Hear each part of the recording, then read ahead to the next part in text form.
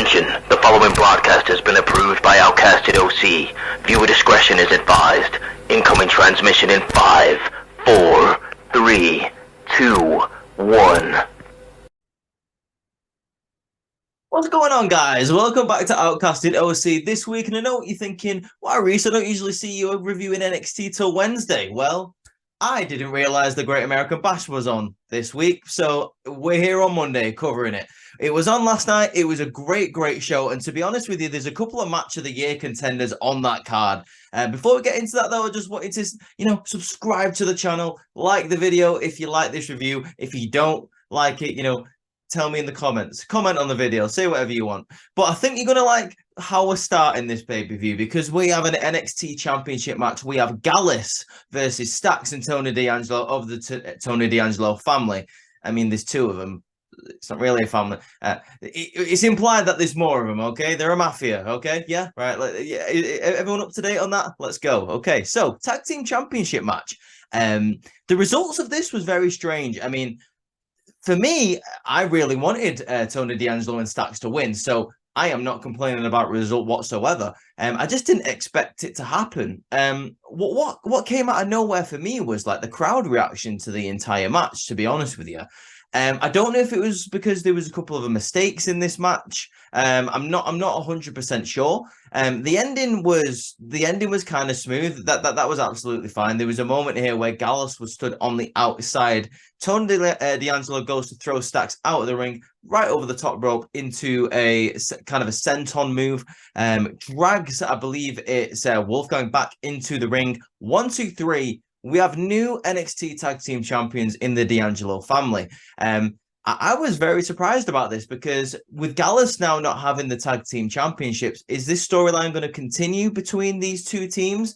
I mean, are we going to have a continuation of this whole who is the snitch, who is the rat? Is it going to be a double twist where Stacks is actually the rat? I can't really see it going that way anymore, just because I feel like if there was any opportunity to turn on Tony D, it probably would have been in this match. I don't see him giving him the championship or the titles, and then him betraying him. I don't see it. I didn't think it was done very well last year when Cora Jade did that to Roxanne Perez, and I don't think it'd be done very well here. But leading on to that, with Gallus not having the titles anymore, like I say, the other option if this storyline isn't going to continue is them going up to the main roster. Now, for me, that's a possibility. I wouldn't mind seeing Gallus on the main roster. I'm not sure where they would fit on NXT, on Raw or SmackDown, to be honest with you, though. There's quite a lot of factions already on those brands. Maybe with the absence of the Bloodline in the future, maybe they'll have a place on SmackDown. They can have maybe a feud with the Brawling Brutes, or send them over to Raw and they can have a feud with the Judgment Day, possibly. I don't know. What do you guys think in the comments? Thank God we have new tag team champions, baby. And thank God that it's Tony D and Stacks. There's a couple of tag teams in the tag team division that I can't wait for him to face. So only probably a couple of weeks to we'll have to wait to decide who they're going to be facing. But yeah, I really enjoyed it. What did you guys think? Let me know in the comments. Moving on swiftly. This review is probably not going to last as long as normal NXT shows, just because most of a premium live event is mostly just matches. Not many backstage segments, so we're just basically going to be talking about the matches. Next, we're going on to one of the best matches of the night, in my opinion. We have Blair Davenport versus Roxanne Perez in her hometown in a Weapons Wild match. It's noted here that Roxanne Perez is the first to come out. She goes to a family in the front row. Her sister and her mother are there in the front row. As she's saying hello to them and then some more fans, Blair Davenport hits her from the other side of the barricade, and the fight is on already. This match is absolutely brutal. They're just hitting each other with everything but the kitchen sink, and I think someone threw that at Blair Davenport at one point in the match. Just welts, just blisters forming on both of these women's body throughout the match.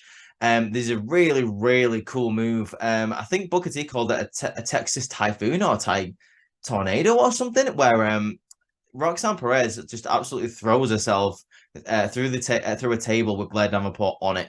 Absolutely fantastic moment there. And there's a couple of really cool moments where they're just absolutely smacking the crap out of each other with trash cans. There's a moment here where Blair Davenport throws a trash can into the ring and it just hits the referee on the back. And the Booker T's like, watch out, everyone can get involved in this match. Really, really good. This match ends again. A slightly strange ending for me. Roxanne Perez goes to hit Pop Rocks, hits it 1, 2, 3, beats Blair Davenport. Now, I know there's probably going to be another match. There's probably going to be a rubber match here. This was the second match. Blair Davenport won the first one. Roxanne is going to win the second one. I have a feeling Blair is going to win the feud as a whole. I just thought it was surprising that the fact that Blair Davenport's character is I'm the tough person. This is a real woman's division. I'm the one in charge. It's not for kids and stuff like that. And she's the one to lose the Weapons Wild match, which, like I say, doesn't really fit for me. I like the fact that Roxanne Perez sort of overcame the odds. You saw a different side of Roxanne Perez in this match, which I'm all down for. I've gone on the record, even on this on my NXT review, saying that I do think Roxanne Perez is a little bit green, but I really think she shines in these matches. She had a really good match last year, if you guys remember, against Cora Jade, I believe it was. I believe that was at NXT Halloween Havoc in October. That was a really, really good match. And so she does thrive in these kind of matches where the rules are a little bit more looser and the referees are only really there to count the 1, 2, 3. I really enjoyed this match. Like I said, this or probably the main event are two match of the year contenders, especially like the main event. But this match was very, very good. I've thoroughly enjoyed it. And to be honest with you, maybe apart from the one that I was talking about with Cora Jade last year, like in my opinion, this might be Roxanne Perez's best match. I thoroughly enjoyed it. I do want to also mention that the crowd again were quite quiet during this matchup. The crowd thus far have been very quiet from the tag team championship match, and then all the way through this match, it was weird. Even when like Blair Davenport was like really playing up the heel kind of vibes, the crowd were not really biting. And you heard a couple of boos, like you didn't really hear anything. It was only in the next match where the crowd decided to find the voice and really express their opinion, which I am about to tell you about right now. Because the next match, let's have a gander. I believe it is Baron Corbin versus Gable Stevenson. The crowd really turn on Gable here in this match. It takes a lot for a crowd to chant for Corbin. On the main roster, he was very, very good at playing a heel, and he's been very good in NXT thus far. But the crowd really turned on Gable in this matchup. You heard chants like "You're not Angle." You heard chants for Corbin all the way through. As soon as Corbin got any offense in, the crowd were absolutely cheering for him. As soon as like Gable hit like a suplex or anything, you just heard boos coming from everywhere. I was very surprised about this. I mean, I probably shouldn't be, because this is how Kurt Angle's career started. I don't know if you remember, like he came out as a face and everyone hated it. And then he started playing up the whole I'm Olympic hero, like you should be cheering for me, I'm a national treasure. Maybe that's the role for Gable. If he decides to run with it, if he can take it, if he can take the boos and he can understand why the crowd are, not chanting for him, then I think he's got a bright future. But yeah, the crowd really did not like Gable Stevenson in this match. For a debut match, I really think he did a great job. His suplexes are clean as hell. His selling capabilities are very, very good. I think he had a very good dance partner here with Baron Corbin. He could have a great match with anybody. So he is a great person to have your debut match against. So Baron Corbin and Gable Stevenson are fighting on the outside. The referee ends up counting a 10 count. 10 count. Both of them are counted out. Both of them carry on fighting. So this feud is 100% not over. But both of them carry on fighting. All these security guards start coming out. Gable starts suplexing some of the security guards. He gets a couple of cheers from that, but still the crowd are not really for him. Baron Corbin starts battering security guards as well. The crowd are absolutely loving it. So this feud is going to continue, and I'm all for it. I think Baron Corbin is very good on the microphone at building up a matchup. I want to see what, if anyone, acknowledges the fact that Gable is getting booed. Vic Joseph did comment on it a little bit, saying the crowd are making their opinions heard like they've been doing all night, which I don't agree with. Like I previously said, they were quite quiet for the rest of the show. But yeah, you've got a situation here where Baron Corbin can really help Gable Stevenson in a short amount of time, maybe find his footing in NXT if he decides to stay around and if he is able to take all the criticism that the crowd are giving him. But I'm loving it. Like, I wasn't expecting it to end as a count out, but I'm glad it did, because I didn't think Baron Corbin deserved to lose this match. I really thought Gable was going to win this match. So, it was a pleasant surprise for me. Backstage now, we go to Lyra Valkyria, who is talking about how she's thirsty for more challenges, how she's thirsty for more matches. She is talking about how she basically went up against the measuring stick of women's wrestling in WWE last week when she faced Rhea Ripley. And now that she knows she could compete at that level, she'll be very interested in watching the women's championship match later on tonight against Thea Hale and Tiffany Straton.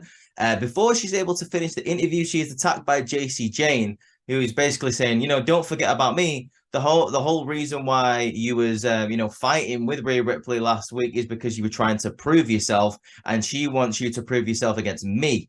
So that's why JC Jane was there. Rhea Ripley was backstage, and what Pastor was like, now this is what I was waiting for. So next week it's confirmed that we've got Lyra Valkyria versus JC Jane. To be honest with you, I can't see this if this is a feud that can last for more than a week or so. So I'm assuming Lyra Valkyria is going to lose. Is going to win this match, and JC Jane is going to fall back down the card, which is a shame, because she hasn't really done anything since she was feuding with Gigi Dolan. Even before that, when she was in Toxic Attraction. So that is a shame. Because I don't think she really deserves that. I don't think JC Jane isn't really deserving of being all the way at the bottom of the card of NXT. You've got a girl here who's extremely talented, and he's very, very good in the ring. She can handle herself, definitely. Similar to what I was saying about Gigi Dolan a couple of weeks ago, I don't think that tag team should have ever broken up. I think maybe they should have just been moved up to the main roster as a tag team. The division up on the main roster is more than willing to take volunteers to be in that division, I'm assuming, just because that women's tag team division isn't all to look at, to be honest with you. But Lyra Valkyria seems to be moving up the ladder, so that's all good. We now stay backstage because Trick Williams is having an interview where I believe it's Mackenzie is asking him about Dragunov said last week that you and Mello have a great friendship and he respects that. Do you believe that? And Trick says no. I think it's all cap. Trick Williams really does not like Ilya Dragunov, and I think it might show a little bit what's going to happen later on tonight. It might progress the story a little bit. Might be a bit of tension between Trick Mello, just because of what happened to Ilya Dragunov. But we'll find out about that later on. What do we have next, guys? Here we go. We have one of your main events for the evening. We have a women's championship match, a submission match. Tiffany Straton versus Thea Hale for the NXT Women's Championship. This match was really interesting. It takes a lot of effort to make a submission match interesting, in my opinion. It's very hard to do. But these women did quite well. Obviously, all the way through the match, we had Thea Hale trying to lock in the Kimura lock. Through this match, you have Tiffany Straton working on the back of Thea Hale. There was a part where she wrapped her around the ring post and just started pulling, it didn't look very nice. She was trying to hit moves to the back, getting in the camel clutch. There was a point here where Tiffany Straton was just absolutely destroying her in this Boston Crab. Working on it all night long. And then it feels like she was in this Boston Crab for a very, very long time. But then all of a sudden, I thought this was a weird decision. I'm not going to lie. I don't know how else to say it. Andrade throws in the towel. And for me, I'm quite sad about this. Not because Thea Hale lost the match. No. I'm not sad about that in the slightest. There'll be more opportunities down the line for Thea Hale. What I'm sad about is just I feel like Chase U is going to break up a little bit. Maybe I think there's going to be a bit of friction in Chase University because I think Duke Hudson's going to work on this. He's basically going to be like, Andre Chase threw in the towel. He doesn't believe in you, Thea. I've been there the whole time. I've believed in you. I got you the training, for the Kimura lock. That was all me. I was there for you. Andre Chase comes back, throws in the towel, and costs you the women's championship. Like, maybe he's going to work it, wind his way in, and like, I'm sad because that's now a case where you've got a situation where one of the best factions in WWE could be breaking up. I don't want Andre Chase to lose Chase U. I don't really want Duke Hudson to become a heel again. He's been quite good in Chase U. I don't know. Am I being like, over sentimental about that faction, guys? Let me know about that in the comments. I was just looking at my notes there, by the way, because I just realized I skipped a match. But you know what? Screw it. We'll talk about it before the main event because it's worth doing it. North American Championship match, guys. Dirty Dominic Mysterio, the champion, accompanied by Rhea Ripley, versus former champion Wes Lee and the other challenger, Mustafa Ali. Now, with this match, basically, you got Dominic Mysterio being Dirty Dominic Mysterio. Both of these guys have a beef with Dom, so they both try to beat on him. Each try to run away. There was a situation at the very start where they both just look at him. Dom goes to get out of the ring. He does. Wes Lee, like, he's just stood there like, let's go, dude. Rhea Ripley stands in front of Dominic, try to protect him. But then obviously you got Ali behind him. So, he can't be protected from both. So they both get back in the ring, start beating on him. Both of them two then start having a fight about who's going to hit Dominic first.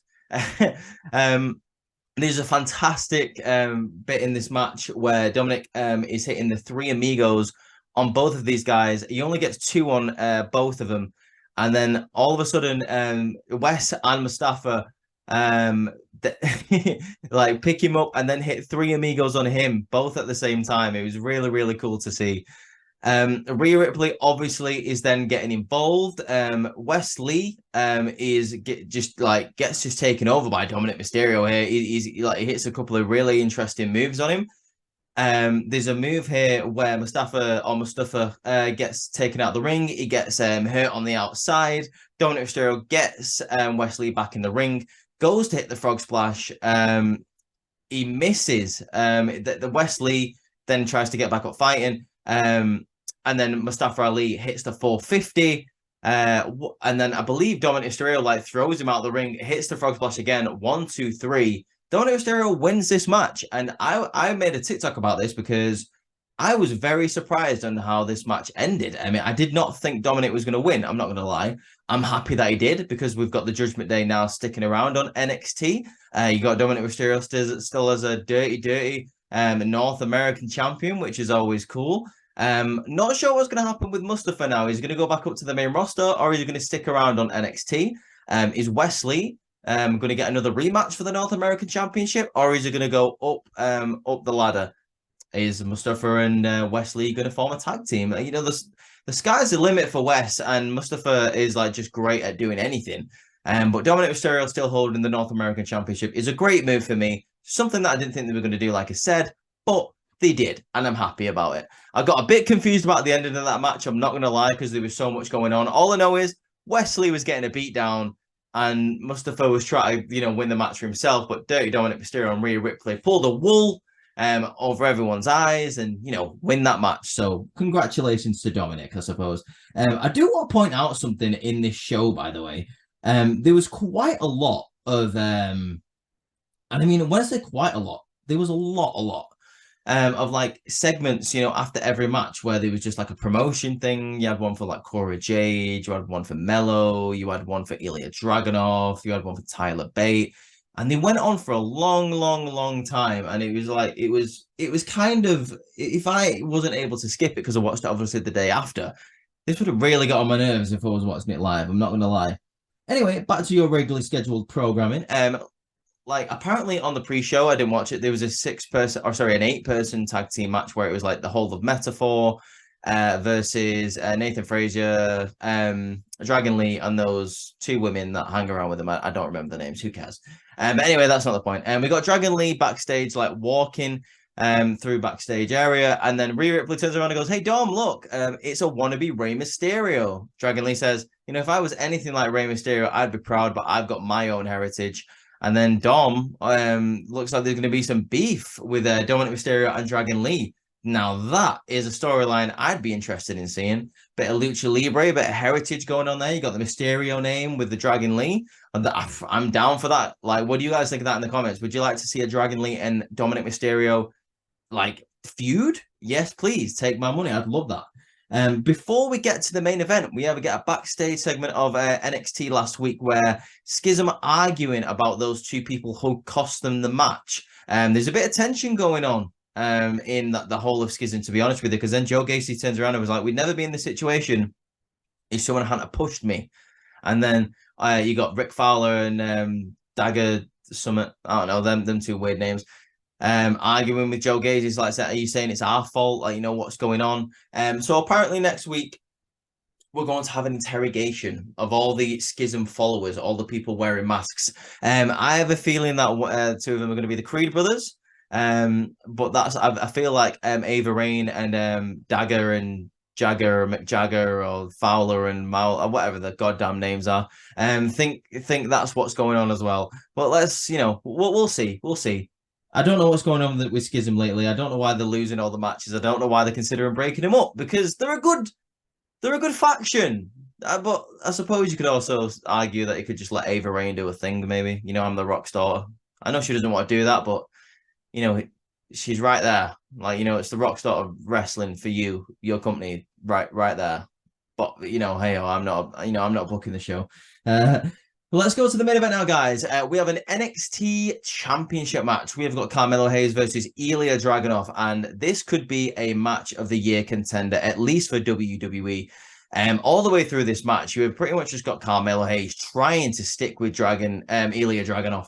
Ilya Dragunov is just hitting so hard. You see all the blood blisters forming on Carmelo Hayes' chest all the way through this match. You also get to the point where Carmelo Hayes is just down and out from quite a big portion of this match. And Ilya Dragunov, for me, looks like he was going to win this match for the most part. You have got a really, really cool segments in this match where Carmelo Hayes is just having to try his high flying capabilities just to outmatch Dragunov, and then he tries to start hitting Dragunov as hard as Dragunov is hitting him, and that starts working later on in the match. But earlier on in the match, there's some really cool moments here where they hit each other, they bounce off the ropes. Another one goes for another move. There's a cool moment here where Carmelo Hayes super kicks Ilya Dragunov. Dragunov sort of does the wily clothesline thing that Dean Ambrose used to do. And as he does that, Carmelo Hayes catches him into a DDT. As he comes out of the ropes, Carmelo Hayes runs forward, jumps off the ropes into a DDT. You get a similar move before this where Carmelo Hayes does sort of an around the world slam, and it just looks absolutely beautiful. Towards the end of this match, another great moment. You got Ilya Dragunov try to go for a coast to coast move, and then he gets caught into a code breaker kind of move, something that Carmelo Hayes calls the first 40, I believe. Absolutely beautiful once again. My favorite move in this match though has got to be there's a point where Ilya Dragunov has got Carmelo Hayes set up for a back suplex, a super back suplex off the top rope. He goes for the move, and Carmelo Hayes turns this into a cutter, similar to Cody's Cody cutter. Absolutely, once again, beautiful move here. But you get a moment here where Trick Williams grabs the championship, walks over to the side of the ring, and says, it's the bottom of the ninth. You've got to show who you are. What are you fighting for? You're fighting for this, Mello. Mello comes out of the ring, and he's absolutely exhausted, as is Dragunov, who eventually follows him out of the ring. But while this is going on, Trick Williams is trying to sort of muster his strength to try and get his friend up and going again. You're fighting for this, you're fighting for this. As this is happening, Ilya Dragunov goes for the Torpedo Moscow. Carmelo Hayes moves out of the way, or Trick Williams pushes him out of the way. And it looks like Ilya Dragunov makes contact with the championship belt, like his head like just slams into the championship belt, also hitting Trick Williams. Carmelo Hayes, I don't believe he saw the fact that maybe it was intentional from Trick Williams, or the fact that Dragunov actually hit the title belt. But either or, he gets him back into the ring. Mello goes up to the top rope, hits nothing but net for the first time in the night. The first time Mello went for this, Dragunov hit an amazing, immaculate power bomb. But obviously Mello kicked out of this. But in this case, Mello does hit nothing but net, gets the 3 count, still retaining the NXT Championship. Like I said, could have been match of the year. A decision that I did not think was going to happen. I really thought we were going to have a new NXT champion tonight. But it looks like Carmelo Hayes is holding on to the title for a couple of weeks more at least, which is interesting. Ilya Dragunov did not look happy after this match, which goes to show you that I think he's going to think that Trick Williams moved Mello out of the way and like moved the title into his face on purpose, which he probably did. Sorry, guys, just had to take a little drink there. Yeah, so that's going to be like a little tension, maybe even in Trick Mello gang, which I hope doesn't happen. I really had a feeling in this match that Trick Williams was going to do something stupid to cost Carmelo Hayes the championship. It was going like that for me for a little bit near the end of that match when he grabbed the title, when he went to encourage Mello. I didn't know if he was going to cost him intentionally or non-intentionally, but I am glad that he didn't, because I love Trick Mello. I don't think Trick Mello could survive by himself, even though he's fantastic on the microphone and he is great in the ring. I do think Trick Mello are very, very good together, and they just build themselves up together. They hold each other up. They really, really worked good together as a team. And even when they go up to the main roster one of these days, I do think they should stick together. There's nothing wrong with a tag team or a faction sticking together. Look at the New Day, for example. But guys, that is NXT Great American Bash. That is my review of the PLE or the pay-per-view. Let me know what you think of it in the comments. We only had one title change tonight, and that was the Tag Team Championship right at the start of the match. Congratulations to Tony D and Stacks. What do you think is going to happen like heading forward after SummerSlam, heading into September, guys, in terms of NXT? How long is Dom going to hold the title for? Is Ilya Dragunov going to get the title in the next couple of weeks? Is he going to still have a beef with Mello, which I definitely think he is going to? What is the fate of Wesley and Mustafa Ali? All these questions have to be answered. And most importantly, what's going to happen to Chase U? But I'll tell you what is going to happen. I'm going to be back on Wednesday, back with NXT. The fallout from the Great American Bash will be felt, and I'll be here to talk about it with you guys. So congratulations, you get me 3 times this week, because we have also got on Thursday a SummerSlam predictions video with all the gang, with special guest Lana. That's right, Lana is on the podcast for the first time, and I cannot wait to have her on it. She is absolutely amazing. She posts great content all over TikTok, so it's always good to have her around, especially when we're talking about Finn Balor, because I don't know who's going to win that match, but I know she wants Finn Balor to win that match, okay? And I mean, I kind of do, but you know, it's always fun to wind her up about Finn Balor, isn't it? If you're watching this, Lana, I'm sorry. But anyway, guys, once again, let me know what you think in the comments. Subscribe to the channel, like the video, go follow all of us on our socials, guys. Have a great week. It's the start of the week. It's the start of a strong week for Outcasted and for the rest of the wrestling universe. Take care, guys.